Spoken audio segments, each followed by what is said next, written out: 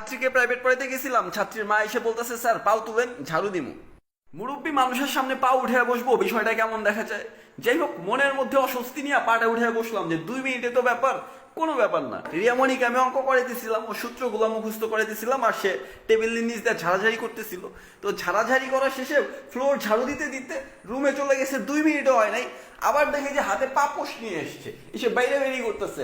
আমি 20 মিনিটের রাস্তায় রোদ্রের মধ্যে হাইটে হাইটে এসছি, ফ্যান অফ করে ঘর ঝাড়ু দেয়, আবার এসে দেখি যে পাপোশ বেরাবেরি করে, আর এইদিকে আমার হাঁচি দিতে দিতে জীবন শেষ।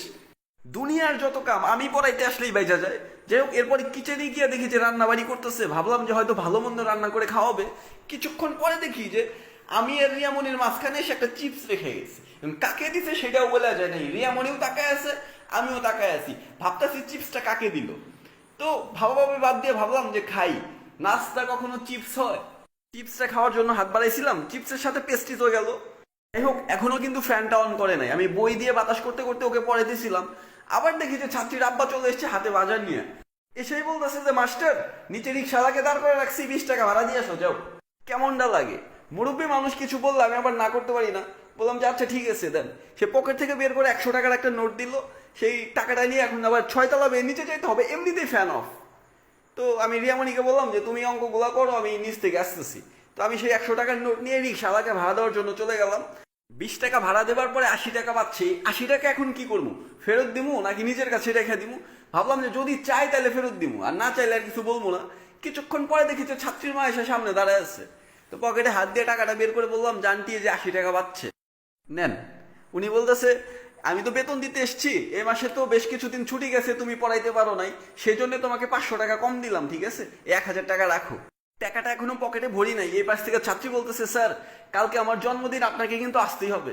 তাহলে এই বাকি 1000 টাকার কি এখন গিফট কিনে শেষ হয়ে যাবো গা? বললাম যে আচ্ছা ঠিক আছে আসবনি। এই বলে ওই দিন পড়ায় টড়ায় ছুটি দিয়ে দিছি।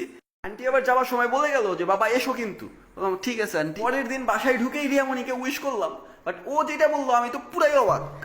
আজকে তো আমার জন্মদিন না স্যার, আপনার জন্মদিন। আসলে লাইফে এত বেশি স্ট্রাগল করতেছি যে আমার যে জন্মদিন আছে এটা বিশ্বাসই হয় না। আমি তো পুরাই ভেবাচাকা খেয়ে গেছি যে ছাত্রীর জন্মদিনের কথা বলে বাসায় না পুরাই সারপ্রাইজ দিয়ে দিল। পেছনে আবার দেখতেছি যে আন্টিও দাঁড়ায় আছে হাতে একটা ব্যাগ নিয়ে। ব্যাগের ভেতরে কি? ব্যাগটা আমাকে দিয়ে বলতেছে যে এটা রাখো।